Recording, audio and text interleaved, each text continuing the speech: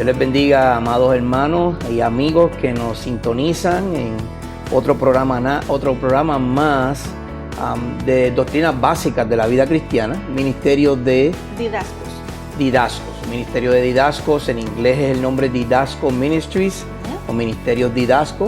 Y lo que nos proponemos con este ministerio es llevar doctrinas básicas de la vida del cristiano, doctrinas bíblicas que les ayude a vivir una vida más centrado en el Evangelio y en nuestro Señor Jesucristo, y que podamos crecer juntos. Esa es la idea.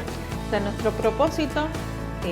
Siempre, ¿verdad? En el video que presentamos el día de ayer, le indicamos que vamos a comenzar entonces estos estudios para ustedes los martes, y entonces debemos presentarnos, que no nos hemos presentado. Es cierto. Sí, les habla su hermano en Cristo, Ángel Colón, y como siempre me acompaña mi esposa, Sor Ismael Reyes. Se nos pasa siempre algo. Esto no es en vivo porque es grabado, pero para nosotros es en vivo porque estamos grabando ahora. Eso es así. Pero nada, para eso estamos. Claro, y nosotros no acostumbramos a grabar dos veces. No. Como sale, sale. Correcto. Pienso y creo fielmente que lo que Dios nos da es lo que Dios nos da. Y entonces nos preparamos, claro, estudiamos, por supuesto. Esto es un bosquejo, claro. De hecho, el bosquejo va a estar en la descripción del video. Usted puede ir ahí y va a encontrar el bosquejo, todo el escrito en su totalidad. Sí, porque el material es bastante y sabemos, ¿verdad?, que para capturar todo el conocimiento, pues nosotros lo resumimos, y entonces ya la información está disponible para ustedes, para que así entonces puedan estudiarlo más a profundo, y cuando tengan un tiempo que separen ese tiempo para estudiar, pues ahí lo tengan disponible. Y sepan que al final de cada video estamos poniendo las tarjetitas o los links para videos similares a lo que estamos grabando. Sean videos de otros youtubers o otros comentaristas sobre la Biblia, y de nosotros mismos también van a encontrar, por ejemplo, el video anterior a usted lo va a encontrar al final de este video, también lo va a encontrar en la descripción al final. Usted va a ver un link, usted le da clic ahí y puede ir al video anterior. Exacto. Así puede continuar en la secuencia. Claro, y si se le quedó algo de anotar o lo que sea del video anterior, pues ahí entonces lo tiene. Exacto, pero ya basta de hablar. Quiero primero que nada darle muchas felicidades. Primero, gracias a Dios por su iglesia, y segundo, muchas felicidades a la Iglesia Bautista Bíblica de Caguas con su pastor general Ariel Ramírez, nuestro hermano y amigo, quienes cumplieron 54 años de servicio a la comunidad de Cagua y pueblos limítrofes. Es una bendición que una iglesia llegue a 54 años. Sí, más en estos tiempos. En estos tiempos, la iglesia duran 3, 4, 5 años como mucho. Y quizás las pocas así más 20 años, pero pues cuando pasa de un pastor a otro, cuando se hace ese cambio, pues muchas veces ocurren divisiones, sufren, y muchas veces hasta se tienen que cerrar. Exacto, entonces damos gracias al Señor por esa lumbrera en el pueblo de Caguas predicando la verdad del Evangelio.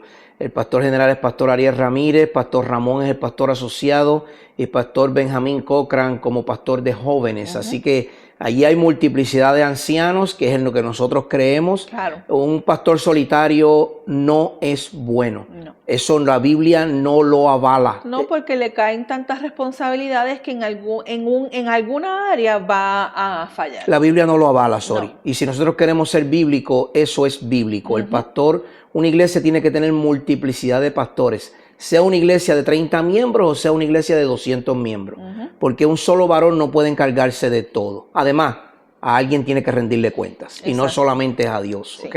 Así que eso es una gotita del saber y es algo que es bíblico. Si lo quiere argumentar, puede traernos los argumentos, pero le sugiero que busque bien en la Biblia porque es bíblico. Bueno, segunda parte de este programa y estuvimos hablando en la primera parte sobre el canon bíblico. Sí, en el resumen como tal del episodio anterior, Exacto.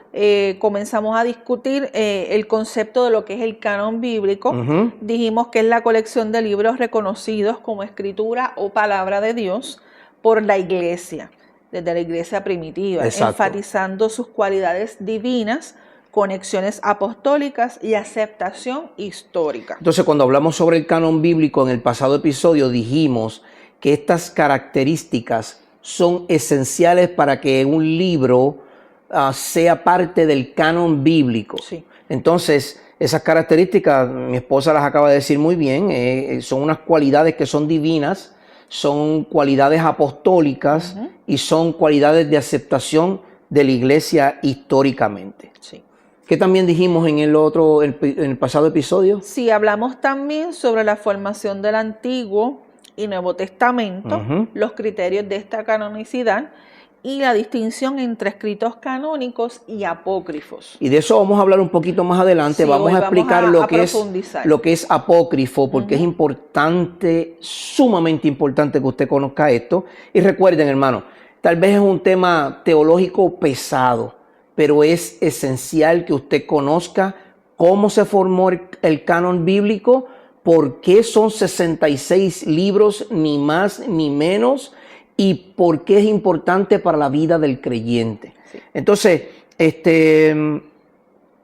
dimos también la definición de lo que era canon bíblico. Sí, el canon bíblico, acuérdense, se refiere a la colección de libros divinamente inspirados que se dan a la iglesia, reconocidos por sus cualidades divinas y conexiones apostólicas. Y acuérdense lo que habíamos mencionado, el significado literal de la palabra canon, que es una caña de medir o una regla. Exacto,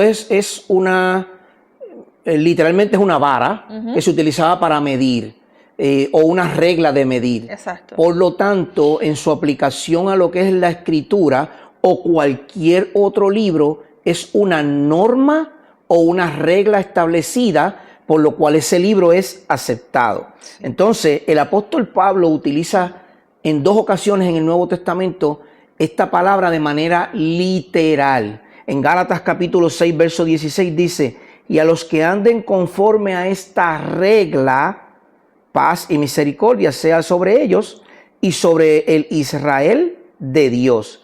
Y en Filipenses 3:16, ¿qué nos dice? Sin embargo, continuamos viviendo según la misma norma que hemos alcanzado. Ahí está la palabra regla y la palabra norma. El apóstol Pablo está haciendo alusión a que nuestra vida debe ser conforme a esa regla y a esa norma. Sí. Entonces, la canonicidad de un libro, como dijimos, tiene unos criterios.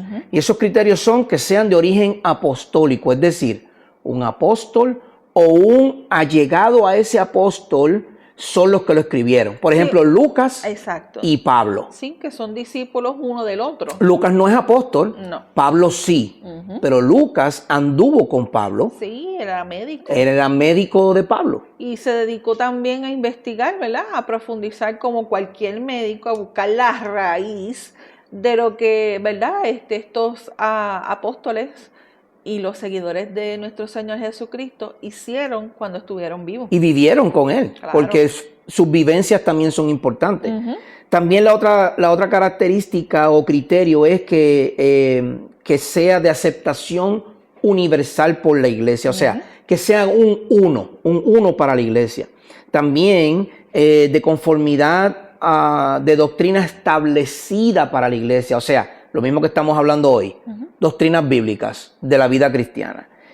Su uso en las iglesias y que el Espíritu Santo da testimonio de estos escritos. Sí. Esas son algunas de las características que se atribuyen a un canon o al canon bíblico para ser específico. El Concilio de Cartago en el año 397 estableció formalmente los 27 libros que conocemos hoy del Nuevo Testamento. Esto fue un concilio que se reunió de unos hombres para dar, de acuerdo a este criterio que les di anteriormente, poder dar veracidad a estos libros. Entonces ese fue el proceso que se utilizó para reconocer los 27 libros del Nuevo Testamento como libros canónicos.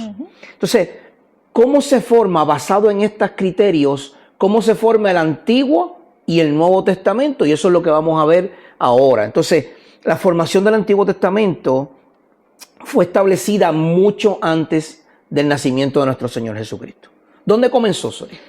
Y su colección fue reconocida tempranamente por la iglesia. Comenzó con la idea de que el pueblo de Israel debía preservar esta colección de libros y de palabras escritas por Dios. Okay. La misma Biblia da testimonio del desarrollo histórico del canon, la colección más temprana, ¿verdad?, de lo que es las palabras de Dios escritas fueron los 10 mandamientos. Que lo vemos en el libro de Éxodo, por ejemplo, en el capítulo 20, sí, que ya vemos los libros, los mandamientos escritos en tablas de piedra, ¿verdad? Sí, que eso es lo que forman este principio de este canon.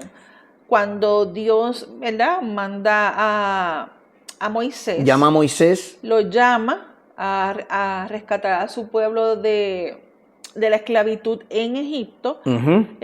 Moisés saca al pueblo de Egipto, ¿verdad? Sucede lo de las plagas y todo lo demás, cruzan el Mar Rojo, pero en este ambiente de estos 40 años en el desierto, Dios le da palabra a Moisés y le dice bien claro que escribe estas palabras para que el pueblo las recuerde. Fíjate que esas palabras que Dios le da a Moisés son una regla de vida. Es un canon o una regla que Dios le está dando a Moisés, que hoy conocemos como los 10 mandamientos.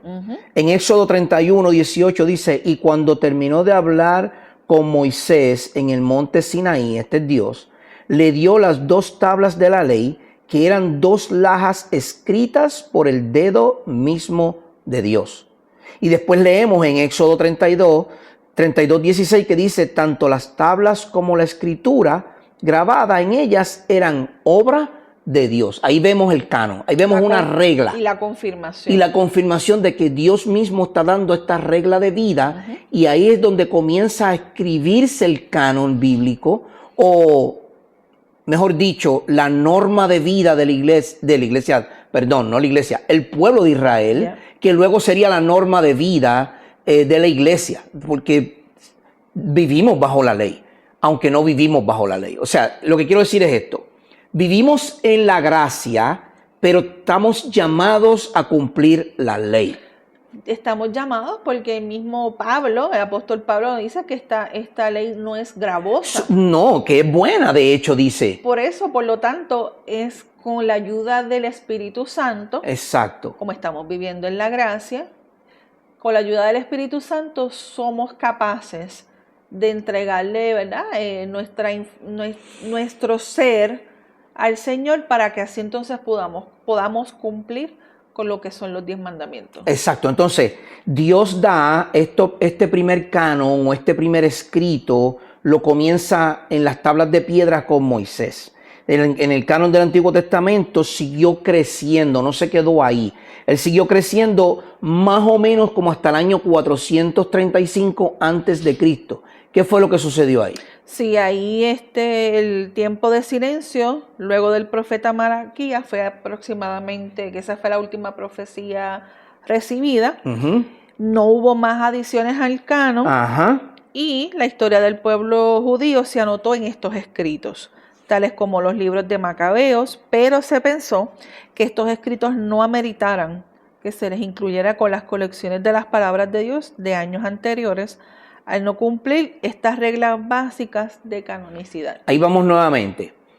Hasta el año 435 a.C., Dios fue revelándose, una revelación progresiva a su pueblo.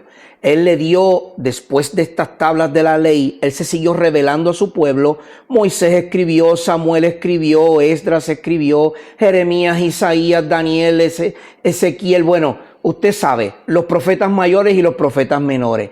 Siendo el último Malaquías, que lo encontramos justo antes del Nuevo Testamento en nuestras Biblias, y hay una página en blanco ahí, porque ahí hay un tiempo de silencio. Es decir, Malaquías termina para el año aproximadamente 435 y no hubo más profecías de parte de Dios. No. Dios quedó en silencio. Eso es lo que le conoce como la época de silencio de Dios de profecías. Ahora, hubo escritos en esa época, Claro. porque hubo historia en esos 400 años de silencio. Los macabeos, por ejemplo, causan una revuelta para el año aproximadamente 180 antes de Cristo. Esa revuelta continuó aproximadamente hasta el año 135 antes de Cristo, y eso se recopiló en unos libros, pero esos libros no fueron considerados canónicos porque no cumplían con las reglas de canonicidad. Sí, en ese caso es una historia, ¿verdad?, de lo que la invasión griega Exacto. al pueblo judío. Los medos, los persas, los griegos, los medo-persas, hasta llegar hasta los romanos. Sí, y lo que pasa también es que en estos libros, como las reglas de canonicidad, ellos, ¿verdad?, estudiaron mucho tiempo estos libros, y hay unas incongruencias y datos sobre lugares y todo lo demás que no concuerdan con la historia de la Biblia. Fíjate, es muy interesante lo que acabas de decir, Sori, porque Jesucristo cita el Antiguo Testamento más de 295 veces, mucho más. Aún así, él nunca cita ni a Macabeo, ni a Judith, ni a Eclesiástico, ni a Tobías, ni a ninguno de esos libros. Jesucristo nunca los cita porque no tienen autoridad, no tienen la autoridad del Espíritu Santo, de Dios mismo, con material relativo a lo que sería la iglesia en el futuro o el pueblo de Israel en ese tiempo. A estos libros entonces se le consideró como libros apócrifos. Esa palabra es importante que usted la conozca, libros apócrifos. Sori, ¿qué significa la palabra apócrifo? Sí, la palabra apócrifa tiene varios significados relacionados con textos religiosos y su autenticidad. En el contexto religioso se refiere principalmente a escritos que no son considerados parte del canon bíblico oficial. Ok, entonces generalmente estos escritos en griego durante el periodo del intertestamento, ese tiempo de silencio, entre medio Antiguo y el Nuevo Testamento. Entre medio del Antiguo, muy bien, y el Nuevo Testamento, son rechazados por los protestantes o por la iglesia primitiva porque no son considerados inspirados. En la raíz de la palabra apócrifo o apócrifa, que viene del griego, esa palabra lo que significa son cosas ocultas o secretas. Es decir, estos libros no dan a entender ningún tipo de conocimiento, al contrario, lo que hacen es revelar la historia de lo que sucedió en ese tiempo. Entonces, en el uso católico romano, estos libros son llamados deuterocanónicos, una palabra compleja, deuterocanónicos, que lo que significa es otro canon.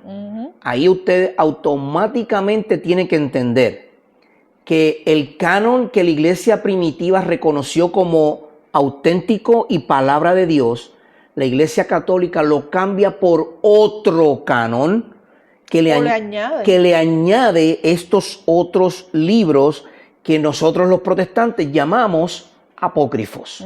Entonces, en cuestión de enseñanza, estos libros tienen mucha enseñanza histórica de lo que sucedió en ese tiempo del intertestamento, pero no tienen ninguna enseñanza doctrinal para la vida cristiana. Por eso es que son llamados apócrifos. Correcto. Entonces, en la cita de E.J. Young, él anota lo siguiente: no hay marcas en estos libros que atestiguen un origen divino, o sea, no provienen de Dios.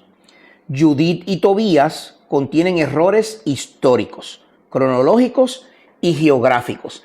Ya por eso nada más rompe la regla de canonicidad. Sí, porque no presentan lo que la misma Biblia a través de su historia refleja, donde está los sucesos. Los sucesos. Exacto. Y hay incongruencias en la parte de que no provienen de una inspiración divina. Por lo tanto, al no tener ninguna afirmación histórica concreta o cronológica, inmediatamente queda excluido del canon. Sí. Estos libros justifican la falsedad y el engaño y hacen que la salvación dependa de obras de mérito. E.J. Young también dice que Eclesiástico y Sabiduría de Salomón inculcan una moralidad basada en la convivencia. Es decir, no en lo que Dios ha dicho, sino en cómo yo convivo con otras personas. Sabiduría enseña la creación del mundo con materia preexistente. O sea que algo existía antes que Dios y por lo tanto Dios tomó eso que existía y lo convirtió en materia. Lo cual es un error teológico porque pone a un Dios que no es soberano, todopoderoso y omnipotente. Entonces, estos libros, como por ejemplo Eclesiástico, que enseña que dar limosnas hace expiación por el pecado, eso es fe más obra.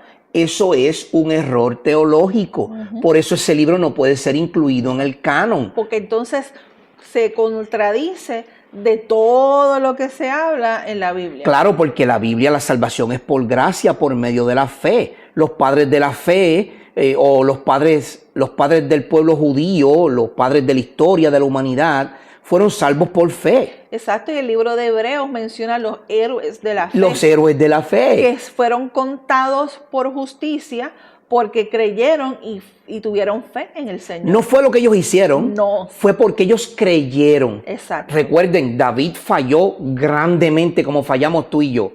Pero David no fue contado como que tenía el corazón de Dios por sus obras en la guerra, porque él falló. Fue contado porque él creyó en Dios y creyó en la promesa que vendría. Y es por eso que estos libros se le llama apócrifos o deuterocanónicos, porque son otro canon que no es el canon inspirado de la Biblia. No, y que no fue hasta el 1546, o sea, de lo que fue la iglesia primitiva en los primeros 2 siglos. 2 siglos, 200 años, máximo 300. Exacto. Hasta 1546 son muchos años. Sorry, si tú te pones a ver, 1546 fue los otros días. Sí. Aunque ya ha pasado más de 500 años, pero si miras bien, fue los otros días. Exacto. Y en ese concilio de Trento, en el año 1546, como dice mi esposa, fue que la Iglesia Católica Romana declaró oficialmente como que los libros apócrifos eran parte del canon. O sea que eso no fue el principio. Aún la Iglesia primitiva, escucha bien, la Iglesia Católica comenzó para el año 380 y tanto. La fecha exacta no la sé, se la puedo buscar.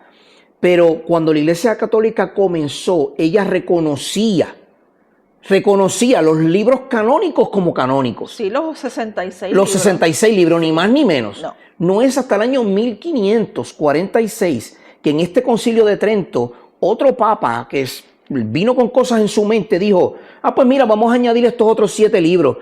Y ahí se consideró como esos libros apócrifos como canónicos. Este concilio de Trento y la Iglesia Católica Romana van en contra de lo que Martín Lutero y la Iglesia Reformada Protestante declaró por esos 1500 años aproximadamente. Sí, acuérdense que Martín Lutero salió de la Iglesia Católica. Ajá. Pero él reconoció de que no se estaba leyendo la Biblia. No se estaba enseñando de acuerdo a la palabra de Dios. Por lo tanto, él al descubrir toda esta verdad incluida en la Biblia, él hace estas 95 tesis. Al poner estas 95 tesis en todos lados, la Iglesia Católica Romana lo persiguió. De hecho, lo estaban buscando hasta para matar. Definitivo, porque él fue en contra de lo que ellos querían enseñar como una norma. Ellos querían imponer su propia norma, porque recuerden, ellos cobraban por las indulgencias. Entonces, el ir en contra de eso es quitar ingresos, y todo el que toque la cartera de alguien va a tener problemas. Entonces, los libros apócrifos contenían respaldo de las enseñanzas de la Iglesia Católica, pero no contenían respaldo de la Iglesia primitiva y de la Iglesia protestante, porque siempre la Iglesia protestante entendió que no es fe más obras, es fe por gracia. Exacto. No es fe más obra. Las obras vienen por consecuencia de la fe y el haber sido salvo, ¿verdad?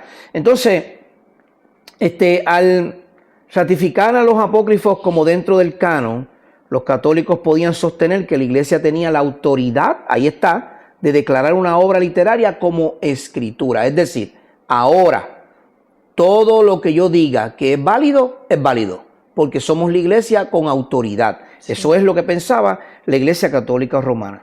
Pero entonces así que podemos decir que los escritos apócrifos no se deben considerar como parte de las Escrituras. ¿Por qué? Vamos a explicar. Tenemos 4 puntos que son importantes para que, ¿verdad?, se pueda entender. Ninguno de ellos afirma tener la misma clase de autoridad que tenían los escritos del Antiguo Testamento. Para comenzar. Exacto. Ninguno de estos libros apócrifos tenían la autoridad que tenían los libros del Antiguo Testamento. Ok. Los judíos, de quienes ellos se originaron, no los consideraban palabras de Dios. ¡Ay, santo Dios! O sea, ni el mismo pueblo judío que vivió en ese tiempo de 400 años consideraba estos libros como palabra de Dios. No. Ni ellos mismos. No. Y entonces, ¿por qué nosotros tenemos que venir a considerarlos como palabra de Dios? Es más, ni el mismo Jesús, ni los autores del Nuevo Testamento lo consideraban escritura. Ya yo dije anteriormente, Jesús nunca citó estos libros. Y contienen enseñanzas incongruentes con el resto de la Biblia. Es decir, si tú te tomas la carta, por ejemplo, de sabiduría de Salomón y la lee, ese libro, usted va a encontrar que hay fe más obras. Sin embargo, usted va a la Biblia en Efesios capítulo 2 y dice que somos salvos por gracia por medio de la fe y esto no de vosotros, pues es un don de Dios, no por obras, para que nadie se gloríe. Y el mismo Salomón, en el libro de Eclesiastés, llega a la conclusión de que todo es vano. Todo es vano. Ahí está la respuesta de que ese libro no puede estar en el canon de la Biblia. Por lo tanto, se considera como otro canon o un libro deuterocanónico, lo que nosotros llamamos un libro apócrifo. Entonces debemos concluir que son solo palabras humanas y no palabras inspiradas por Dios como la palabra de la Escritura. Tienen valor, no estoy diciendo que no, hermanos y amigos. Estos libros tienen valor para investigación histórica, lingüística, contienen cantidad de relatos útiles, por ejemplo, la historia de los macabeos, usted debe leerlo, claro, luego que haya leído su Biblia. Pero usted debe leerlo porque en la historia de los macabeos usted ve cómo este pueblo o estos hombres intentaron derrochar al ejército romano. O sea que tiene un valor histórico. Es verdad que perdieron, pero tienen valor. Pero nunca han sido parte del canon. Nunca han sido parte del canon del Antiguo Testamento y no se les debe considerar como parte de la Biblia. Por consiguiente, estos libros, amigo y amiga y hermano que me escuchan, no tienen ninguna autoridad sobre la vida de la iglesia. Pero ahora que hemos hablado un poco sobre el canon del Antiguo Testamento, ahora queremos hablar sobre el canon del Nuevo Testamento. ¿Cómo se forma este canon? Se desarrolla a partir de los escritos de los apóstoles, quienes, guiados por el Espíritu Santo, registran las palabras y las obras de Jesucristo. Eso es importante. Sí. Porque los apóstoles que vivieron con Jesucristo, además, fíjate, usualmente hablamos de los apóstoles. Pero Jesús envió a 70. Claro. ¿Y esos no eran discípulos de él? Sí. Por supuesto, esos también eran testigos de él. Claro. ¿Acaso no hubo 3,000, 5,000, 4,000 que se congregaban con Jesús y escuchaban sus palabras? Ahí había gente que fueron discípulos de Jesucristo. Claro que la mayoría estaba por los panes y los peces, pero siempre había testigos oculares.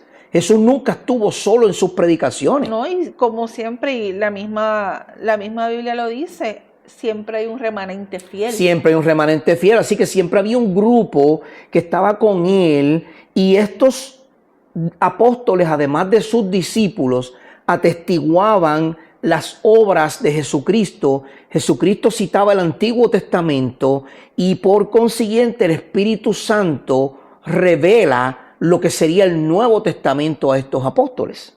Estos escritos son considerados de autoridad divina, al igual que las escrituras del Antiguo Testamento.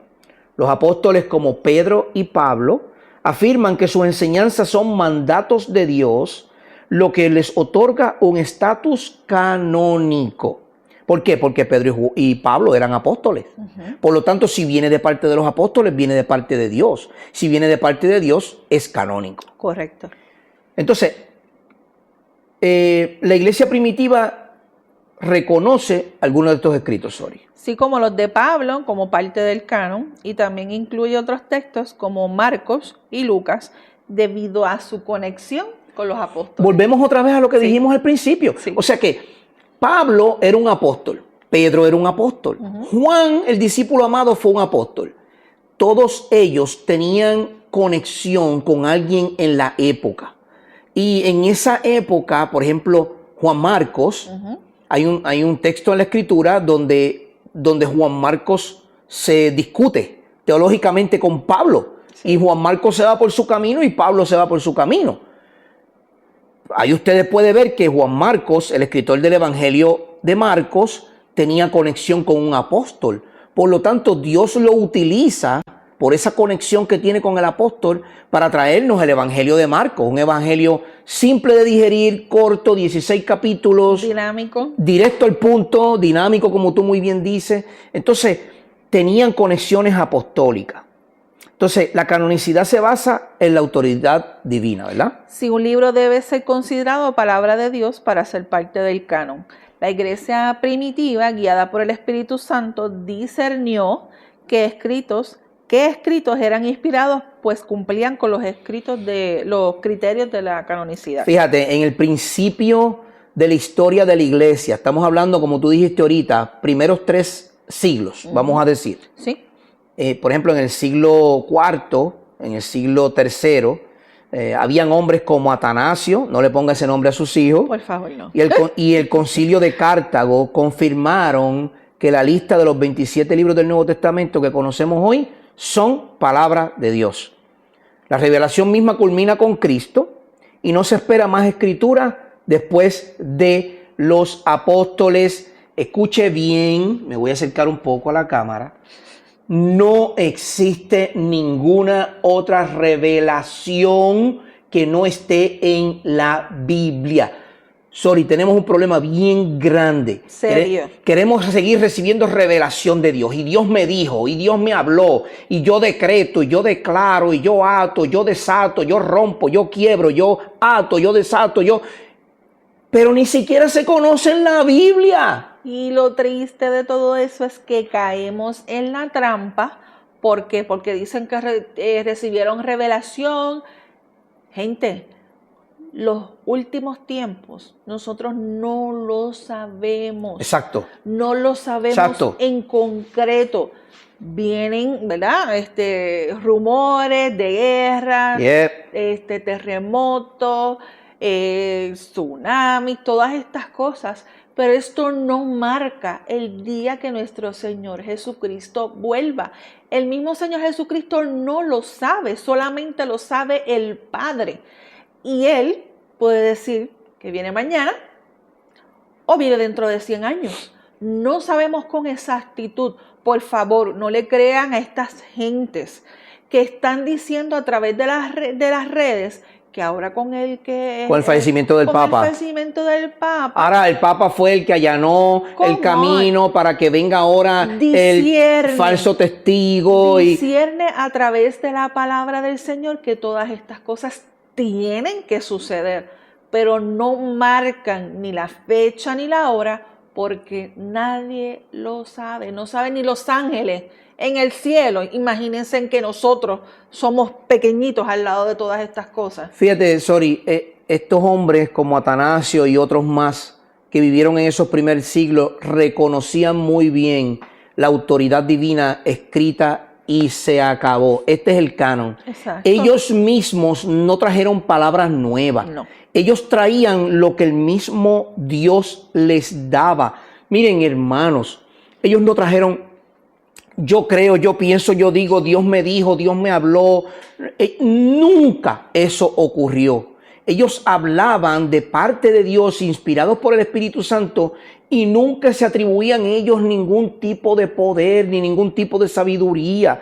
El apóstol Pedro, la obra del Espíritu Santo es increíble, porque el apóstol Pedro en 2 de Pedro 1, verso 19, dice lo siguiente: y así tenemos la palabra profética más segura, a la cual ustedes hacen bien en prestar atención como una lámpara que brilla en un lugar oscuro, hasta que el día despunte y el lucero de la mañana aparezca a sus corazones, Jesucristo.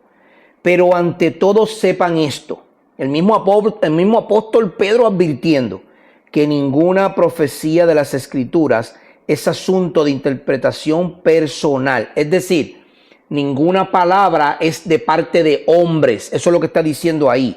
Pues ninguna profecía fue dada jamás por un acto de voluntad humana, sino que hombres inspirados por el Espíritu Santo hablaron de parte de Dios. Ahí está la respuesta. El mismo apóstol Pedro lo conocía, la iglesia primitiva en los primeros 300 años lo conocía y lo entendía. Ellos sabían que no había necesidad de añadir absolutamente nada más. No. Hermano y hermana, yo me atrevo, y esto lo voy a decir por favor con mucho respeto, pero yo me atrevo a hacer una encuesta a la mayoría de los que nos está viendo y escuchando. Y preguntarle, sin que usted busque en Google, ni en Wikipedia, ni en ningún sitio, yo me atrevo a preguntarle preguntas básicas, valga la redundancia, sobre la Biblia que usted no me va a poder contestar. Y no es porque Ángel estudia teología, ni porque mi esposa estudia teología, ni porque estamos en seminario. No, es porque nos hemos dedicado a aprender. Yo le digo, ¿cuántos libros tiene la Biblia? Y va a tartamudear. Le digo, ¿cuántos libros? Yo hacía esto con jóvenes. No lo hacíamos con jóvenes. Claro, lo hacíamos con jóvenes, hacíamos competencias con jóvenes. Dime cuántos libros tiene la Biblia. ¿Cuántos hay en el Antiguo Testamento? ¿Cuántos hay en el Nuevo Testamento? ¿Cuántos escribió Moisés? ¿Cuántos escribió Pablo, Pedro, Juan? ¿Cuáles son los evangelios? ¿Dónde comienza el evangelio? ¿Cuál fue el último profeta? Dime los nombres de los profetas menores. ¿Te lo sabes de memoria? Dime cuáles son los profetas mayores, porque hay gente que me dice que Lamentaciones es un profeta.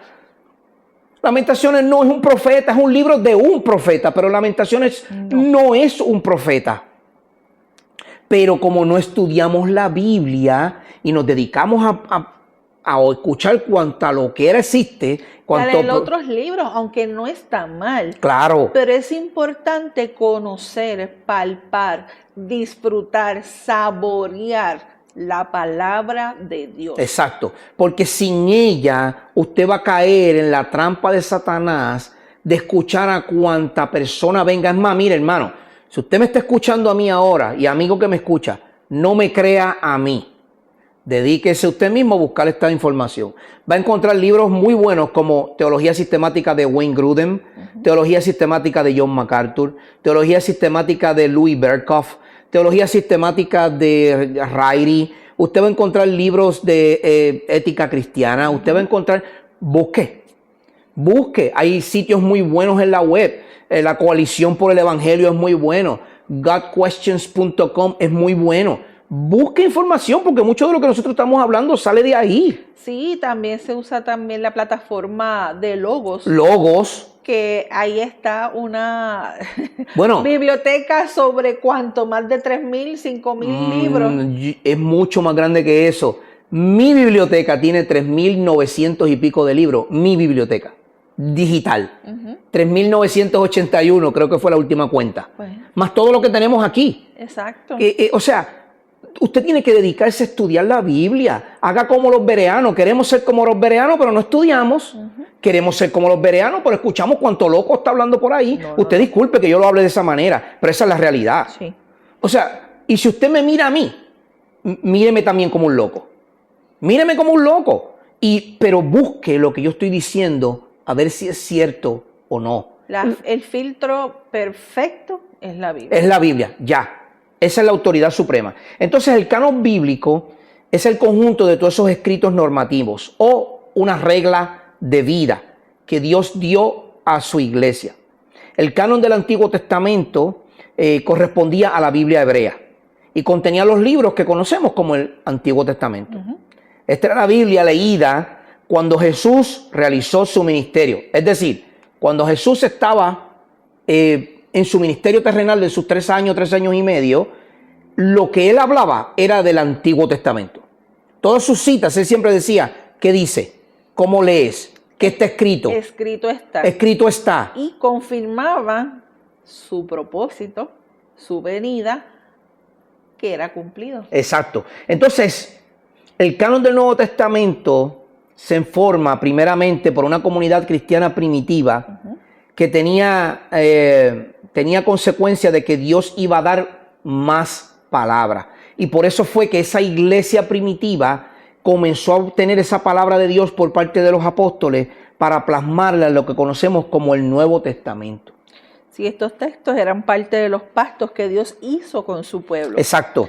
Ahora que Dios había obrado de manera definitiva y había establecido un nuevo pacto en Jesús, era de esperar que hubiese más escritura para registrar, interpretar y preservar las buenas nuevas acerca de él. Fíjate que Jesús fue profeta. Sí. Porque los profetas terminaron en Malaquías, el Antiguo Testamento, el canon se cierra, hay unos años de silencio que llamamos 400, Sí. Luego comienza lo que hoy conocemos como un nuevo pacto. Jesús estaba caminando todavía en el antiguo pacto. Cuando Jesús muere, es sepultado, resucita y asciende al trono, comienza un nuevo pacto. Claro. Ese nuevo pacto todavía no estaba escrito. No. Entonces el Espíritu Santo comienza a revelar lo que Dios quería que su pueblo conociera en esta nueva revelación después de Jesucristo, ¿verdad? Sí, Jesús fomentó esta expectativa en su vida terrenal y él preparó a sus discípulos. Imagínense, en 3 años y medio, muchos teólogos y estudiosos dicen que esto es considerado hasta 3 o 4 doctorados. Exacto, para el que dice que no es necesario estudiar, sepa que Jesús era considerado como un rabí, y rabí es un maestro. Y él los preparó para eso. Él los preparó durante 3 años, como tener 3 o 4 doctorados estando con Jesucristo, ¿verdad? Sí, diciéndoles que cuando se fuera iba a enviar al Consolador, el Espíritu de verdad. Eso lo vemos en Juan 16:13, que dice lo siguiente: pero cuando Él, el Espíritu de verdad, venga, los guiará a toda la verdad, porque no hablará por su propia cuenta. Fíjense, el Espíritu Santo, siendo Dios, no iba a hablar lo que Él le daba la gana. Él iba a hablar, sino que hablaría todo lo que oiga de quién, del Padre, y les hará saber lo que habrá de venir. La generación de los apóstoles, vio el cumplimiento de esa promesa con la inspiración de una nueva escritura. Por ejemplo, el apóstol Pedro creía que las cartas de Pablo que él había visto eran como las otras escrituras. Y él decía él mismo, ¿verdad? Hablaba de esas otras escrituras porque en un momento Pablo y Pedro tienen un roce teológico y Pablo tiene que corregir a Pedro cuando Pedro quería hacerse como los judíos, habiendo sido ya, estando en la gracia. Ahora Pedro quería continuar bajo la ley y entonces Pablo lo corrige. Y cuando Pedro habla sobre Pablo, Pedro dice: recuerden las otras escrituras que el apóstol Pablo habló. Pablo también certificó algunos de sus propios escritos de la palabra de Dios, y eso lo podemos ver en 1 Corintios y 2 de Tesalonicenses. Uno de ellos es 1 Corintios capítulo 14. ¿Sobre qué nos dice? Sí, el 1 Corintios 14, 37 al 38 dice así: si alguien piensa que es profeta o espiritual, reconozca que lo que les escribo es mandamiento del Señor. Pero si alguien no reconoce esto, él no es reconocido. Exacto. Las referencias lo que indican es que en el primer siglo Dios había dado más libros inspirados y eso se sabía por medio de la iglesia. Entonces, ¿qué son los libros inspirados y los no inspirados? Estos nuevos libros inspirados, vamos a primero poner los inspirados, no vinieron con una lista de contenidos y no eran estos los únicos que circulaban en la iglesia primitiva. Es decir, no había libro tal, capítulo 1, verso tal. No. Eso no existía. Eran unos rollos que existían, pero habían otros rollos, ¿verdad que sí? Sí, hubo otros documentos que teóricamente podrían haberse considerado como escritura, como el Pastor de Hermas o el Evangelio de Tomás. Se ha puesto de moda decir hoy que estos y otros documentos fueron populares en la iglesia, pero fueron excluidos del canon en el siglo IV injustamente por una autoridad eclesiástica y política que no estaba interesada en tenerlos. Ok, en realidad lo que sucedió fue que en los primeros siglos de la iglesia, se iba leyendo y estudiando diferentes textos que habían en las iglesias locales. Sí. Y algunos de ellos fueron reconocidos como divinos y autoritativos. Y otros no pudieron serlo porque de nuevo volvemos a la regla.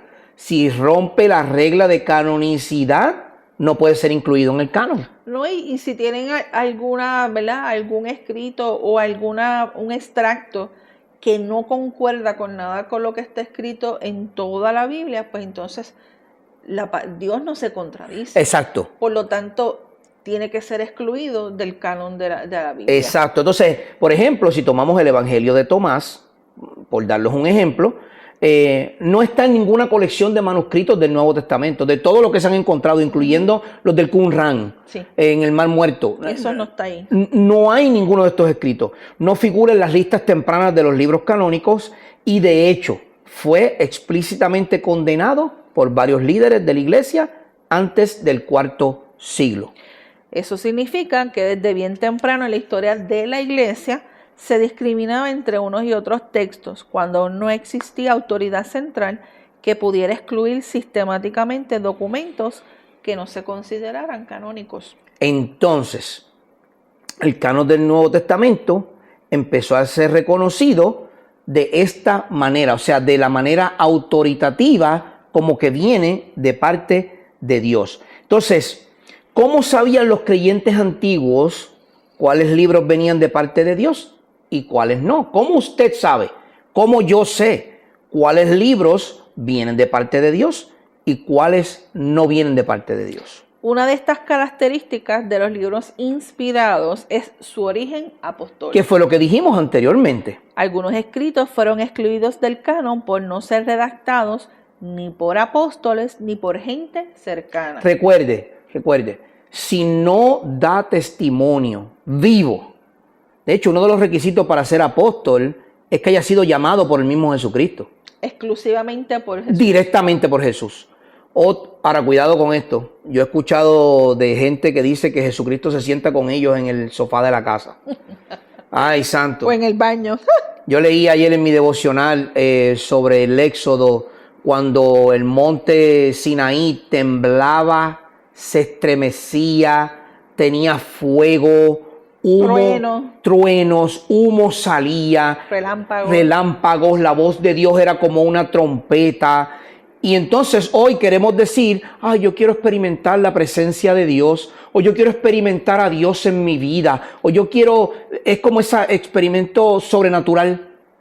Hermano, si usted no puede con un terremoto de 4.0 o un terremoto de 5.0, porque la tierra tiembla un poquito y todo el mundo está corriendo como gallina sin cabeza, ¿cómo usted va a experimentar la presencia del Dios vivo, santo, 3 veces santo y todopoderoso en su vida, si el mismo Moisés relata que en el monte Sinaí se estremecía por el poder de Dios? Y la prueba que asegura todo eso es que el rostro de Moisés cambió. Por completo. O sea, una persona que esté en la presencia del Señor como lo estuvo Moisés, no va a ser igual que antes. Jamás, sorry. De hecho, el mismo Moisés, cada vez que hablaba directamente con Dios, luego que hablaba con Dios, se tapaba el rostro. Exacto. Porque era algo impresionante. Y entonces, hoy en día, cualquier persona, cualquier hijo de vecino. Fue un culto poderoso. No decir, hoy experimentamos la presencia de Dios en él. Cualquier hijo de vecino dice que experimentó la presencia de Dios al lado de él, pues es un poquito dudable de que sea de esa manera. Muchas veces lo hacen para impresionar a la gente que no sabe. Pues, imagínate, Sori, si a mí me falta fe, muchísima, y me falta crecimiento espiritual muchísimo. Nos falta fe. Y cuando viene un problema, es una realidad. Nos desanimamos. Que nosotros estamos, ¿verdad? 2000 tanto de años después que vino nuestro Señor Jesucristo. Imagínense cualquier persona que esté por ahí y los mismos apóstoles y los mismos discípulos cayeron en ese problema. Hoy en día es mucho más fuerte. Exacto. Ok, entonces volviendo nuevamente a la inspiración y cómo sabían los apóstoles que esto era palabra de Dios, habían, como dijimos, muchos libros y muchos rollos y escritos en esa época. No es difícil entender la lógica detrás de todo esto. Había mucha gente que escribía. Sí. Por un lado, los apóstoles eran encargados por Cristo para preservar y transmitir rectamente el mensaje del Evangelio. Ellos eran llamados ministros de un nuevo pacto, pero por otro lado tenías otros hombres escribiendo otro tipo de literatura. La misma Biblia nos recuerda en 2 Corintios 3:6, dice, el cual también nos hizo suficientes como ministros de un nuevo pacto, no de letra, sino del Espíritu, porque la letra mata, pero el Espíritu da vida. Pausa rápida, el tiempo está corriendo. Esto no significa que usted no deba estudiar y prepararse. El que aquí dice que la letra mata, usted tiene que leer el contexto de 2 Corintios 3. Y ahí está hablando de estos hombres que venían con cartas de reyes a poner autoridad. Y el apóstol Pablo, siendo totalmente entrenado bajo los pies de Gamaliel y siendo un erudito de la ley, por algo Jesús lo escoge. Entonces el apóstol Pablo está diciendo, miren, todas esas cartas que ustedes traen y todo ese conocimiento y toda esa letra que ustedes traen es nada comparado con lo que el Espíritu Santo nos ha dado. Por eso es que habla del Espíritu da vida. Tiene mucho más sentido, ¿verdad? Basar que Jesús y sus documentos escritos cuando aún vivían eran testigos oculares de esa vida de Jesús cuando aún estuvo con ellos, ¿verdad? Entonces, lo que quiero decir es esto. Jesús anduvo con ellos, era un testimonio para ellos y ahora ellos eran un testimonio vivo para otros. Y por eso es que los documentos apostólicos tienen tanta autoridad para la vida del creyente en el día de hoy. Entonces, para concluir, porque estamos corriendo un poquito corto en tiempo, los primeros creyentes del siglo, de los primeros siglos, eran ovejas de las cuales Jesús mismo habló. Mis ovejas oyen mi voz y me siguen. Sin ninguna autoridad externa. No había papas, no había concilios, no había asociaciones, no había presbiterios, no había ninguna de esas cosas. Las ovejas del Señor escuchaban su voz, los reconocían y les seguían. En un fragmento muratorio del año 170 después de Cristo, incluye una lista de libros parecida a la que usamos hoy como el Nuevo Testamento. Ireneo, en el año 202 después de Cristo, de igual manera en su tratado contra herejes, reconoce los 27 libros. Encontramos también una lista completa de los libros del Nuevo Testamento en una carta de Atanasio en el año 367 después de Cristo. Puede parecer mucho tiempo para llegar a este punto, pero tenemos que recordar que para recibir los documentos inspirados, la iglesia tenía que conocerlos.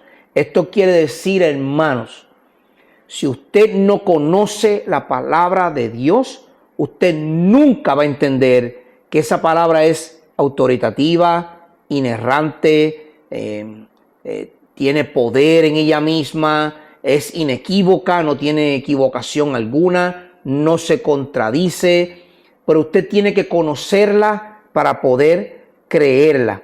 Al final del proceso, los 27 libros que tenemos en el Nuevo Testamento fueron aceptados, y esto sin ninguna decisión eclesiástica central.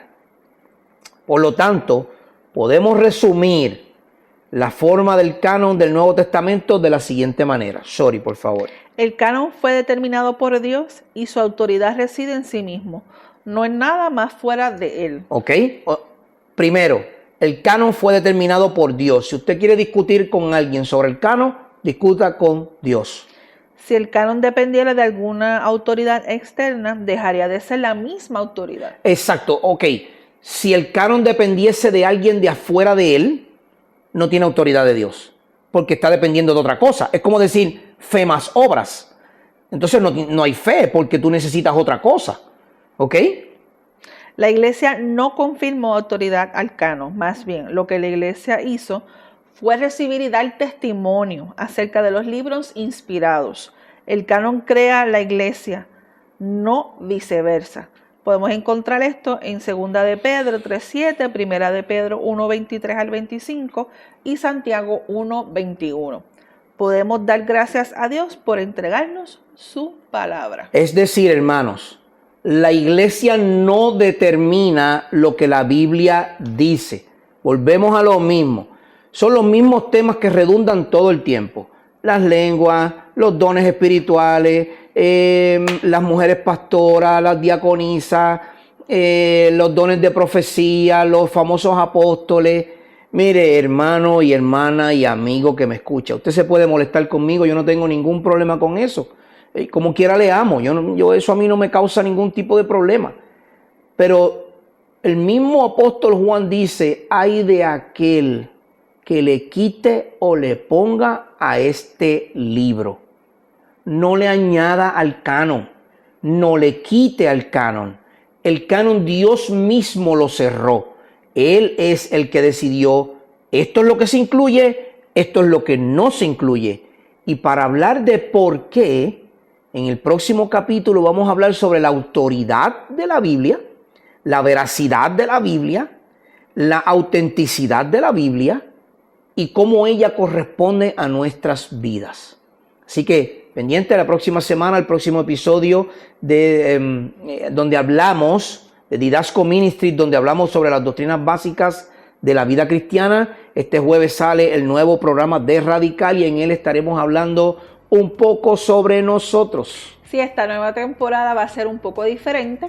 Vamos a hablar de temas muy especiales, pero vamos a comenzar, ¿verdad? Ya que tuvimos una temporada completa y se nos han acercado, ¿verdad? Saber quiénes somos nosotros y de dónde venimos. Exacto. Así que es importante que estén pendientes para que puedan recibir toda esta información. No olviden de suscribirse a nuestro canal Radical Contra la Corriente en YouTube y en todas las plataformas de lo que es este podcast en audible, y también a la campanita para recibir estas notificaciones. Recuerden, les amamos en Cristo, deseamos gracia y paz para sus vidas y que la bendición de nuestro Señor sobreabunde en cada uno de ustedes. Si tiene dudas, escríbanos por favor, nos puede enviar correo electrónico, nos puede escribir a través del video y recuerde siempre ir a la lista de contenido porque ahí usted puede encontrar ya sobre 80 y tanto de videos en audio y en video como tal sobre doctrinas básicas, sobre la vida de Jesucristo y otros temas más. Así que tenemos un email que es didascoministries@gmail.com. Vamos a ponerlo en la descripción para que así, si tienen alguna duda, tenemos nuestro email para que entonces llegue directo y así con mucho gusto y amor le podemos contestar. Exacto. Hasta la próxima semana. Ha sido un placer estar con ustedes. Les habló Ángel Colón y mi esposa Doris Mal Reyes. Dios les bendiga mucho. Gracia y paz para todos ustedes.